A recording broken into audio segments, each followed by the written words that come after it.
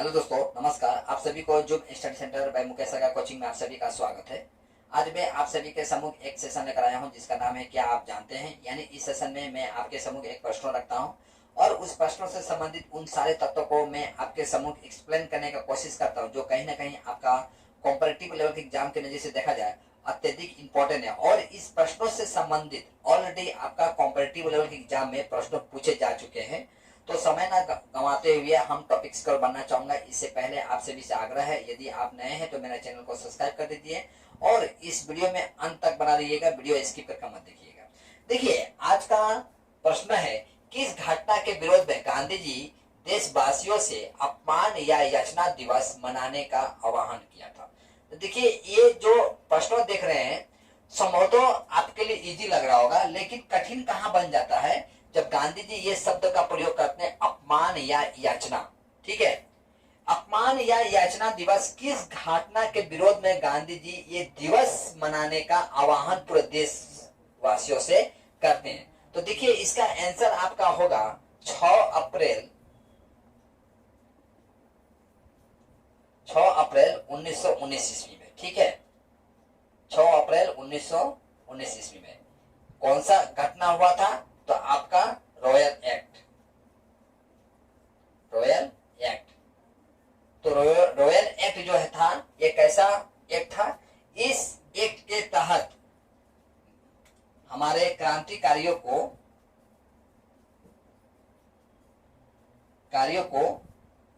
संदेह के आधार पर बंदी बना लिया जाता था।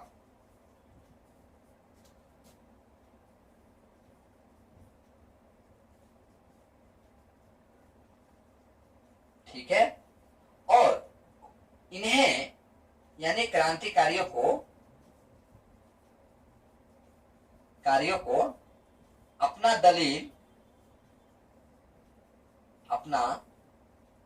दलील वकील रखने का अनुमति तक नहीं था।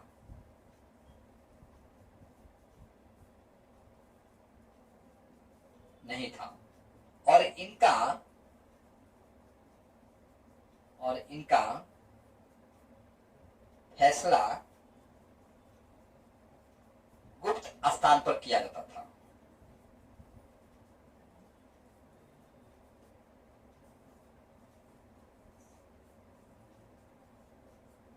देखिए, ये रॉयल एक्ट है। ठीक है, रॉयल एक्ट का ये जो मैं लिखा हूं, यही रॉयल एक्ट का नीतियां था। यानी रॉयल एक्ट जिस नीति को हम लोग जानते हैं उसमें ये सब बातें जो था प्रमुख था। यही कारण है कि गांधी जी पूरे देश में देशवासियों से यह आह्वान करते हैं अपमान या याचना दिवस के रूप में इसे पूरे देश में मनाने का आह्वान करते हैं। अब देखिए, यहां से निकलकर और कई टॉपिक्स निकल कर आते हैं कि रॉयल एक्ट के विरोध में, ठीक है, यानी रॉयल एक्ट के विरोध में जब गांधी जी अपमान या याचना दिवस मनाते हैं यानी मनाने का आह्वान करते हैं, तो उसी में सैफुद्दीन और डॉक्टर सत्यपाल को बंदी बना लिया गया था और उन्हें छुड़ाने के लिए ही जलियांवाला बाग जो है, यानी पंजाब का जो जलियांवाला बाग है, उस स्थान पर इन्हें किस तरह छुड़ाया जाए, हमारा जो क्रांतिकारी जो थे, बाकी क्रांतिकारी उस पर विचार विमर्श कर रहे थे, निहत्थे थे। इसी समय में आपका देखा गया कि जनरल डायर आपका तकरीबन शाम को 4:30 बजे आपका फायरिंग का ऑर्डर देता है, जिसमें हमारा सैकड़ों क्रांतिकारी जो है शहीद हो जाते हैं। और ये जलियांवाला जब बाग हत्याकांड होता है, ठीक है, जलियांवाला बाग हत्याकांड, जलियांवाला बाग हत्याकांड के समय आप ये देखा गया कि देश का कई नेता यानी क्रांतिकारी अंग्रेज सरकार के खिलाफ हो जाते हैं और उसी में से एक थे आपका रविंद्रनाथ टैगोर। रविंद्रनाथ टैगोर या रविंद्रनाथ ठाकुर कहीं कहीं मिल जाएगा आपको। रविंद्रनाथ टैगोर क्या करते हैं, अपना नाइटहुड की उपाधि लौटा देते हैं।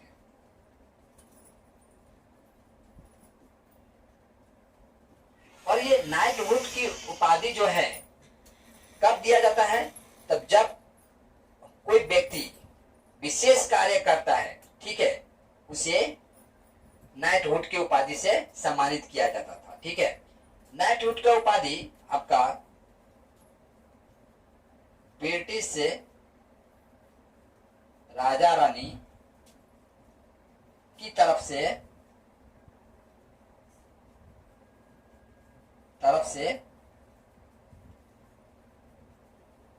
व्यक्ति को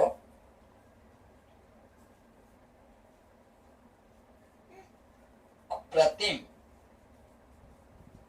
व्यक्तिगत सफलताओं या जन सेवा हेतु दिया जाता था।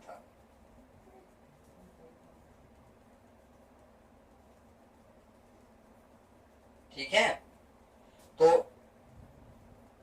जलियांवाला बाग जब हत्याकांड हो जाता है तो इससे नाराज हो जाते हैं और रविंद्रनाथ टैगोर क्या करते हैं, इस उपाधि को लौटा देते हैं। यानी उनका साफ मानना था कि जिस प्रशासन का हाथ जो है हमारा क्रांतिकारियों के खून से रंगा हो, उस प्रशासन के हाथ से मैं ये जो उपाधि जो है इसे स्वीकार नहीं करूंगा। और इस हिसाब से यह देखा गया कि रविंद्रनाथ टैगोर क्या करते हैं, अपनी ओर से ये बताते हैं कि मैं भी आपके नीतियों का खिलाफ हूं। हालांकि ब्रिटिश के नीतियों का खिलाफ कई लोग हो जाते हैं, उसमें से एक था अब जो कि प्रमुख थे आपका रविंद्रनाथ टैगोर। ठीक है, तो इसी समय आपका यह देखा गया कि गांधी जी भी रॉयल एक्ट के खिलाफ, पहले तो रॉयल एक्ट के खिलाफ गांधी जी अपमान या याचना दिवस मनाते हैं।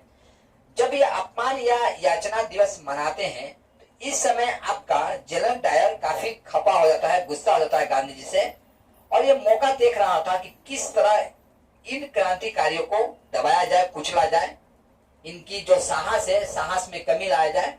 तो उसे एक अच्छा सुअवसर मौसम मिल जाता है, मौका मिल जाता है। ये कौन सा मौका था आपका, जलियांवाला बाग प्रांत में जब डॉक्टर सैफुद्दीन और सत्यपाल को छुड़ाने के लिए वहां पर हमारे जो क्रांतिकारी जो भाई थे वे सारे लोग बैठकर ये मीटिंग कर रहे थे किस तरह से छुड़ाया जाए। सारे क्रांतिकारी जो थे वो निहत्थे थे और इसी मौके का फायदा उठाकर जनरल डायर क्या करता है, फायरिंग का ऑर्डर देता है, जिसमें हमारे सैकड़ों क्रांतिकारी क्या हो जाते हैं, शहीद हो जाते हैं। ठीक है, अब इससे एक देखिए हर घटनाओं का मेरिट और डिमेरिट होता है। तो इसका मेरिट ये देखा गया, इससे मेरिट ये निकल के आता है आपका कि इसमें हिंदू और मुस्लिम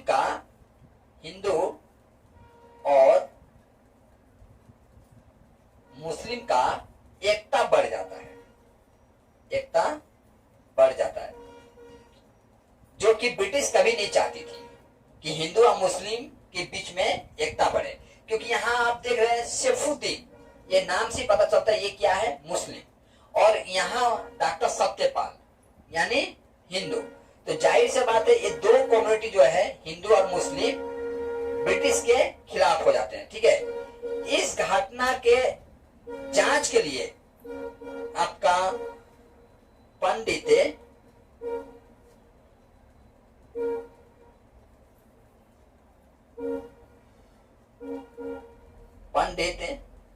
मदन मोहन मालवीय के नेतृत्व में एक कमेटी बनाया जाता है, यानी जलियांवाला बाग हत्याकांड को जांच करने के लिए इसमें सही क्या है, गलत क्या है। तो मदन मोहन मालवीय के नेतृत्व में एक कमेटी बनता है, जिस कमेटी का नाम था आपका हंटर समिति। ठीक है, तो देख रहे हैं इस हिसाब से इस प्रश्नों से संबंधित इतना तथ्य जो है निकलकर आपके सम्मुख आ रहा है, और ये सारे तत्व जो है कहीं ना कहीं आपका परीक्षा में पूछा गया है। कभी ये पूछा गया है कि जनरल जलियांवाला बाग हत्याकांड पर फायरिंग का ऑर्डर किसने दिया था, तो आंसर होगा आपका जनरल डायर। किसे बंदी बनाया गया था, ठीक है, तो सैफुद्दीन सत्यपाल होगा। ठीक है, दूसरा नंबर रॉयल एक्ट क्या था, रॉयल एक्ट कब लाया गया था। ठीक है, जलियांवाला बाग हत्याकांड से जलियांवाला हत्याकांड से संबंधित जो एक कमेटी बनाया गया था, उस कमेटी का नाम क्या था, वो था आपका हंटर समिति। ठीक है,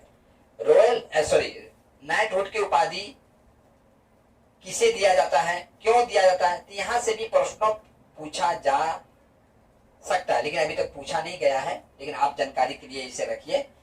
तो मैं चाहूंगा इसका आप एक स्क्रीनशॉट लीजिए, और आज का क्लास जो है मुझे यहीं पर समाप्त करने का अनुमति दीजिए। जय।